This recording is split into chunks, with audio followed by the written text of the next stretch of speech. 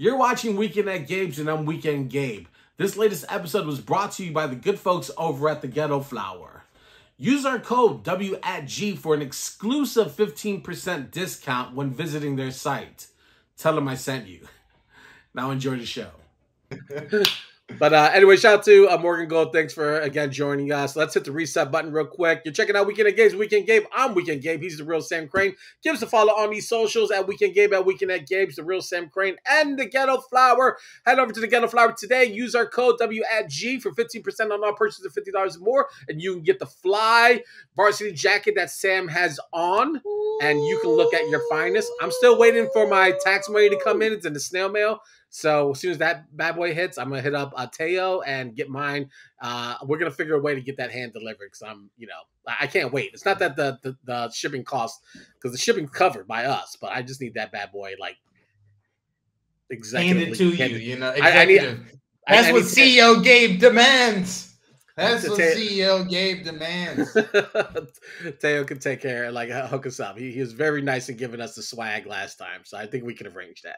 Yeah. All right, our next guest tonight has been working tirelessly. In 2021, she dropped 5 EPs. She already has 1 EP out this year, titled Believer. It's a pleasure to introduce Ivy Hollivana to Weekend at Gabe's. Good evening. How are you?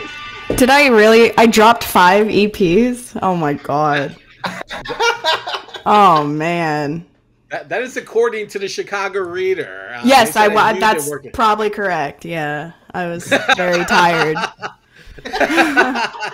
You've been working tirelessly for a long time working. But thank you so much for making time to join us. The new EP, Believer, is fantastic. Thank you. It is definitely a little bit different than some of the hip-hop stuff we normally cater to, so we're so glad that we have some diversity on the show tonight. But talk a little bit about Believer and how that is a little bit different than some of the last records that you put out that more dealt with a lot of... you always deal with emotion anyways, but how's this channel a little bit of different of Ivy this time? Well, I leveled up a lot in my production. It's all self-produced. Okay, that was gonna be a question too, but yeah. Okay, yeah. So basically, during COVID, we were all inside. I was very inside. I was like, I was sleeping only in 4-hour chunks, and the rest was making music, right? So that is that was a culmination of the tail end of right before I moved to Chicago, and then into moving to Chicago and everything like that, just a lot of changes, obviously. And yeah, it's very emotional. I also, because I am inside a lot, I don't have the best talking skills. So I should listen to the songs. Let's listen to it. You'll figure it out. Well, we appreciate. There is a lot of different vibes on this album. You describe yourself as digital DIY pop on your website, but listening to the album, I heard a lot of break beats. I heard a little bit of house influence, also some dubstep, which I found near and dear to my heart. I don't know why I miss dubstep so much, but it's coming back. It was truly a better time. But you've also been defined as a buzzword that I love to say now, hyperpop.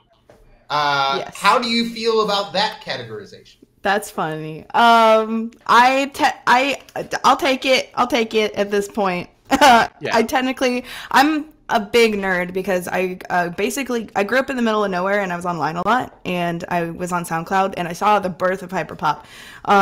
And there's a whole documentary that I'm in about it. I talk ad nauseum about it. But I am technically I never made hyperpop. What I consider hyperpop. Whatever, if people want to consider hyperpop, that's fine. I love I have a lot of hyperpop friends, So I'm just happy to be here. Yeah, I try not to say hyperpop because it doesn't sound like what people think of hyperpop, right? And so I don't want to be like, oh, I make hyperpop, and then they're like, what? Yeah, I don't play Roblox to this. Yo, Okay, so then digital DIY pop, break that down for us, because that Well, is your yeah. self-given title. Well, I need a new title because now when people think DIY, they think of the punk bands, in a little house show. And I'm like, wait, no, I was using the literal term DIY because I do everything myself. But then I put pop and I was like, okay, yeah, I'm just very online. Now I'm less online because I have a life now. But when I started everything, like I was very online. So digital, computer, like I'm in the screen. I need a new title. If anyone has a new title, please let me know. I don't know. Yeah. I don't. Well, it's interesting because you're saying like I was reading an interview and you said you grew up isolated and you were talking about sort of being in a secluded area growing up. Oh yeah.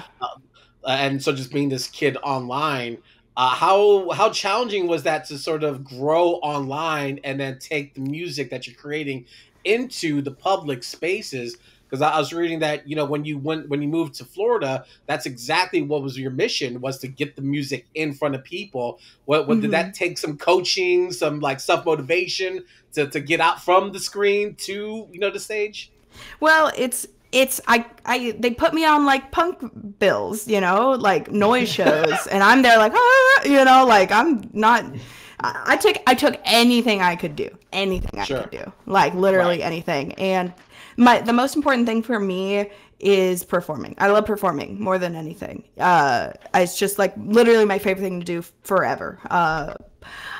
It was challenging, like talking to people, and being like, this is what I do. And they're like, what, how do you describe it? And I would just have other people, I'd be like, please tell them what it is. Cause I don't do it. I don't know how, I know how to do it, but I don't know how to describe it. That's where I'm at right now. Hell yeah. No, you mentioned a little bit about, how much you love to perform and get out and do almost everything. So you mentioned in another interview how COVID affected you. You weren't able to go out. You weren't able to do these things. And you expressed in that interview some hesitancy to come out post-COVID. Is that now gone? Is that something that you've had to cultivate back into your life? That interview was obviously 2 or so years ago. I think that was in like the very danger zone of COVID. I'm pretty sure. Yeah. Like I was like, no, I'm not going outside. Like it's not happening. I am staying inside. I'm not touching the microphone at all. Well, they spit on it and everything. No. Especially at a punk show. Exactly. I'm triple vaccinated. I'm gonna get my 4th soon, probably, because I'm traveling a lot now.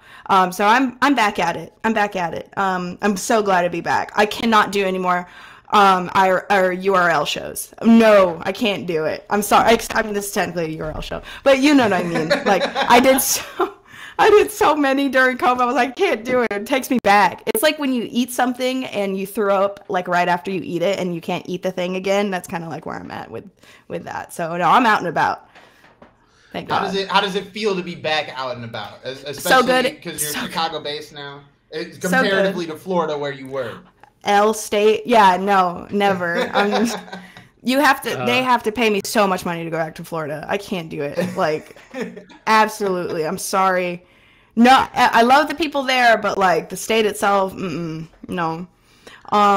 It's so good to be back. I just want to keep doing it for as long as I can.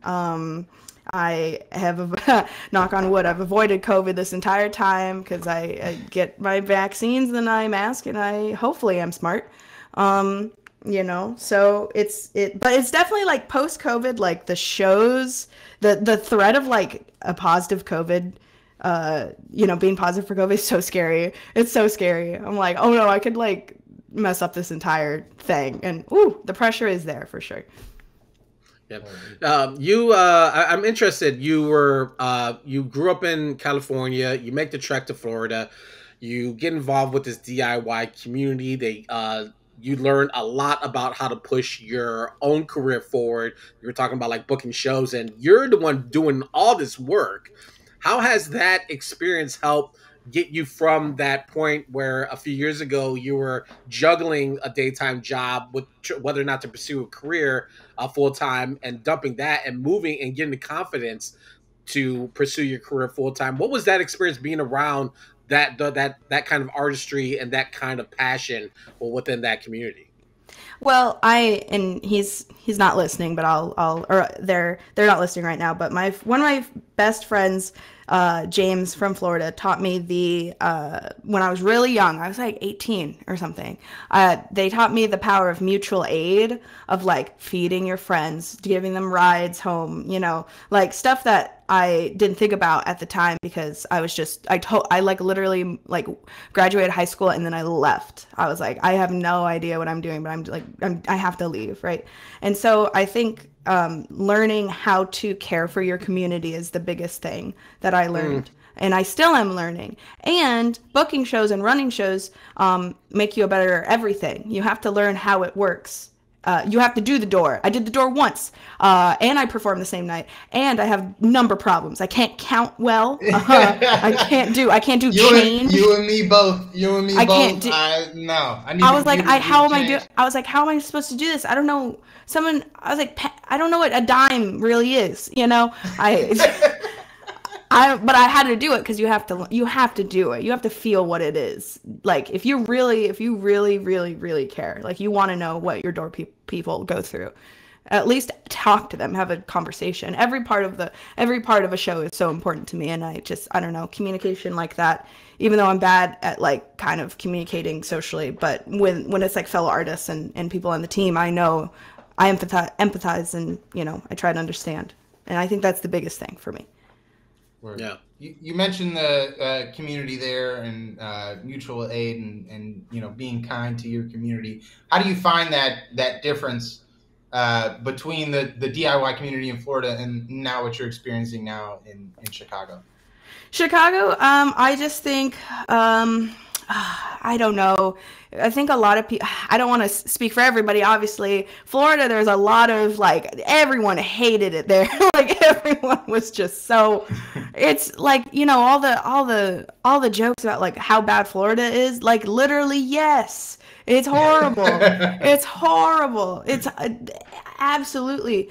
So I think everyone was kind of worn down there. The music scene there, in my opinion, isn't as connected and unified as Chicago. Because, so I played in Orlando, where Mickey Mouse is like running around and he's pretty much everyone. Mayor, I believe. He's the mayor. Like the longest serving mayor in the history of the United States, or something. And so like we all hate Disney. We hate the governor. Like we're just like wallowing in like pain. But the weather's nice. Oh wow, I don't care.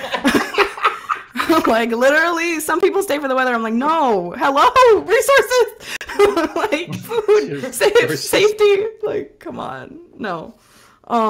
Yeah, but the difference is that I don't know, Chicago people, they're nice, in my opinion. Like y'all are nice. Like you guys go out of your way to care for the community. I see a lot of like community action around here.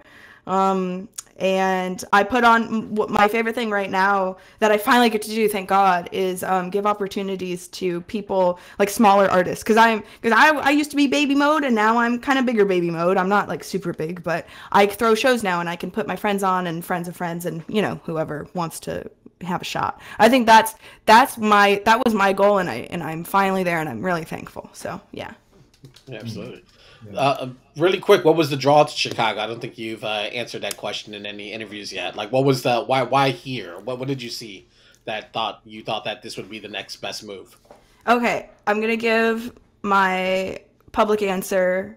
LA and New York are way too expensive.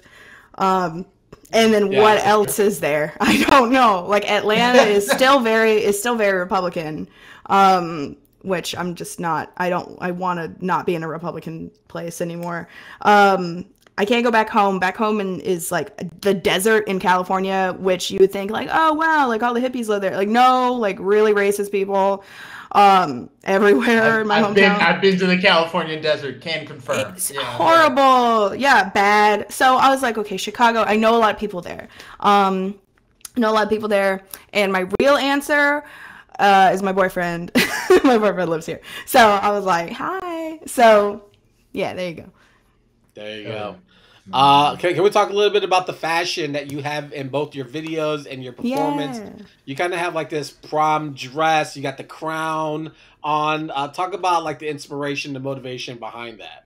So I love fashion. I'm a designer, and I've designed jewelry, masks, and I'm getting into clothing now in a little bit. I'm finally have the time, thank God, to like, you know, actually do real fashion design and make it happen. I've always loved fashion. As a plus size woman, we are in the trenches. Nothing is fun with going to the store. I don't know, man. Like torrid, bad. No one. I don't know if y'all even know what I'm talking about. But my wife is a plus size woman, so yeah, I know the struggle. Yeah, it's so hard. And it's like, so I just really love, and I could go on, I will go off too much about this, but I can't, no more florals, no more peplum cuts, no more like oversized. I wear an oversized shirt, but I was cooking. I had to not get a grease fire going on. But I want like dynamic clothing for plus size women. I want like alternative, cool, avant-garde stuff, and so that's what I try and do. And I want to like, I don't want to like toot my horn, and I'm not an influencer. I don't want to be an influencer or anything. But if there's like a fat girl that's like, oh my gosh, I didn't know that I could really wear that, and I'm like, yes, you can put it on your body and walk around and be awesome, you know, like I am. So that's my motivation, is because like, dang, I can't do it. There's so many bad clothes for plus size women, so many good clothes for skinny girls, and I'm just like, oh. And also the hat, the crown is, I just love sparkles so much, and I just wanted this big gleaming thing on my head. And that's when I invested in it, because that's when I had a job, and I was like, okay, let me get a thing for me, like my thing, right? And so it's a Polish designer. I can't say her name. I will link it to you guys if you want to put in the notes, but she's really cool. And I love putting it on my head. It's my little jellyfish. People call it jellyfish. People call it a little angel. I call it my funny hat. That's what I call it. Word. Well, if you're making any custom pieces, we often ask our fashion designer friends to help Gabe out, because as you can see, he is wallowing over there. He doesn't even have Gabe, I got you. Ghetto flower. Listen, I am also an oversized American. Yes. And I think for men it's like even harder. I think oversized. For plus sized guys, it's even harder. But I know a designer that's local to Chicago that I think you'd really like, and I will point you his way. And he does. I think that's the most concrete actual like fashion tip that you've ever been given, Gabe. Like, people come on here and they're like, oh, well, Gabe, don't wear boxy t-shirts. But you're like, no, I can connect you with a designer. I have someone, yeah, because big guys need love too. Y'all need to wear awesome stuff. I can't even shop at Target at the weight I'm at right now. Like, nothing fits. It's tragedy. You will have something awesome, I know. Yeah, exactly. All right, we like to do some fun questions. Sam has quite a few of them for you. Yes. Oh, nice. I don't like Arby's. Categories. Yes. Lots of applause for that one. You are You're now allowed to return to the show in the future. Yeah, you're actually welcome to come back anytime. If you want to host your own segment, we can make it, weekend at Ivy's for a week. Yeah, everyone come on. Okay, so we did a little segment last time, but I'm gonna do a little either or segment with you, and just things that I picked up along the research path, and we'll kick it off with a Chicago classic here. Everybody loves their beer. Everybody loves their cheap beer here in Chicago, but there are two main brands, and they have to go head to head. So either or, PBR or Old Style. I don't like beer. I don't like beer. Oh, really? That's a chance. Neither. That's a neither. I like Sapporo. I like Sapporo. Sapporo. Okay, that's interesting. Okay. Wasn't any of the answers, but That's I fine. like that. That's fine. Because it's the only beer I like. It's always good to come out of left field. That's what I'm talking about. Okay, so next one, Mosh Pit or beach? Two different things, and you can have a mosh pit at the beach. Oh, I don't know. Mosh pits are dangerous. Beaches are dangerous. I have not seen a mosh pit at the beach, and I need to see that, actually. I can't mosh because I'm very small and fragile, so I do a spin in the middle. So I just go like this and I spin. So I'll choose the beach. I do like the beach. Okay, word. My next one, space or desert? You already talked about the California both desert. are scary. Yeah, both are Space terrifying. is so scary. I don't like space. Do you guys know where Normal, Illinois is? Vaguely. Yes, I've been there. Yes. So on a trip back from Normal, Illinois, I had like an existential crisis, and I Googled like, when is the universe gonna end? And I was just like, I couldn't like sleep. Like it was so desert. Desert. Okay. Nice. The last one here. There's a lot of nature references throughout your thing. I think what's really cool about your music is this blending of really natural sounding melodies and then also this digital synthy stuff that you do. So to that point, I think this is more of a texture question than anything else. Wild overgrown ivy or really manicured grass? Really manicured grass makes me think of like really evil homeowners that like are really like, I need my grass, you know, and I'm like, no, stop it.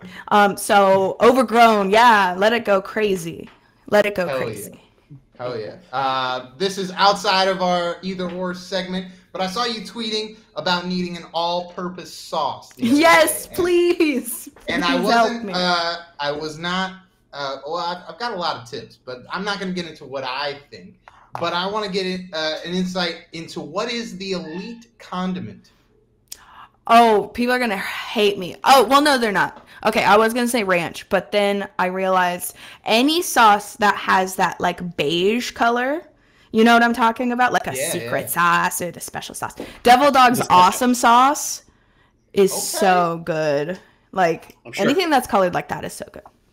It's just ketchup and mayonnaise, folks. There's more things. No, you can add more stuff. Well, that's the base that we use here at the house. Okay. Yeah. Hell yeah. And then last thing before we let you go, the upcoming show on May 21st, that's this Saturday. What can the people expect? Where's it going to be at? Is it still secret location? Secret location. I love secret location. It's my favorite venue, but it's a secret, so you have to take a chance. It's not a house. Don't worry. It's not a basement. Yes. It's a beach. It's a beach.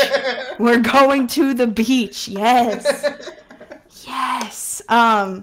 So scary. Yes. I'm going to be singing and dancing and yelling and screaming. All right. Enough said. All right. Ivy Hollivana, thank you so much for joining us tonight. Believer, the new EP is out there on all digital streaming platforms. Go put that into your life. Trust me, your energy level will go up precisely 100%. That's right. That's right. Thank you for having me. Thank you so much for coming by. We can't wait to have you back. Bye. All right. Ivy joining us here on Weekend at Gabe's, and that's going to wrap our show tonight, man. Fun. The Fool's Gold and Gold. I think we got into a lot of, niche subgenres tonight, and I think that was really cool. I think, it was a nice little contrast tonight. We got some R&B, but also some pop, some hyperpop, some DIY shows, some dubstep, some house, some breaking. We got everything from everybody, and we had some laughs along the way, and that's what this show is all about, Weekend Gabe. But this show is not about Thursday's show, and why is that, Gabe? Because I'm going to be Dad of the Year and take the day off from this show and spend it with my son, who's turning the big 3. I got to get a chance to the rapper shirt in the next day or so. Yeah, get him the hat. I'm sure he will appreciate it. I He'll don't know only if be I able get to it. wear it until he's 4, at which point you can never wear that hat again. I was like, I think it's too late to try to put an order in now. It's not going to get here in time, so I don't know where they would sell that. Maybe Leaders or somebody would probably make a trip somewhere. But either way, but yeah. So if you are looking to get up with Gabe and his lovely son, who absolutely deserves the world, please reach out via DMs. We know that Benny likes Spider-Man, so you can send your Spider-Man related gifts Benny's way, and we are going to flood Weekend Gabe's house with Spider-Man paraphernalia by the end of the week, and that is my dream. That's my dream for your kid's birthday. Listen, man, it's gonna be amazing. No pun, amazing. How much stuff he's gonna get of Spider-Man stuff. I bought him a sippy cup that I saw at Target, and his eyes just absolutely ballooned. I'm like, it's a cup with Spider-Man on it, and that's game over. Spidey cup, Spidey water. Yep. Whatever it takes to motivate the kids to drink water. That's what we got to do. But yeah, so we'll be off, and we'll be back here next Tuesday, next week, with brand new shows and new guests. So stick around. Keep in tune to our social media channels. We're going to update those with tonight's show tomorrow morning or tomorrow afternoon. And then we'll get back to the clips from some of the past episodes with some wonderful guests that have stopped on the show. So we're going to get those up and running. So a bunch of great content is going to be available on our streaming platforms. So please follow us on the socials at Weekend Gabe, at Weekend at Gabe's, The Real Sam Crane, as well as the Ghetto Flower, and put them into the mix as well. So we got you all covered. I know I had my shirt ready tonight, but I wear it. Baby. TGF, son. Shout out to Teo. I ran into him at the Arsenal pub when we was having a depressive episode together. I hope he's doing okay. Yeah. So yeah, he's like he's more handsome in person than I remember. He's an incredibly handsome gentleman. Oh, so I'm like, it must be so good to be handsome and young. Like, I don't know what that feeling is. No, Gabe, you have the best hair on the show, man. You're just reaching your prime, buddy. You're just reaching your prime. Ladies and gentlemen, we are just hitting our prime, even though we are done for the week. And there are 3 things that we love to do on this show. Come on, America. Come on, share, support, and show love. All right, everyone. Enjoy the rest of your week. We're out. See you guys on next Tuesday right here on Weekend at Gabe's. Should I do the dice roll? Yeah, do it. Wait. You got to come right here. 1, 2, 3, 4, 5. Yeah. We are out, America. Thank you for watching the latest episode of Weekend at Gabe's on YouTube, brought to you by the Ghetto Flower. Make sure to also click on the links in the description for more information to our guests and access to exclusive new music from the Ghetto Flower and so much more. Make sure to also like and subscribe to the show, and also continue to share, support, and show love by clicking on any of the links surrounding my head. Thanks for watching.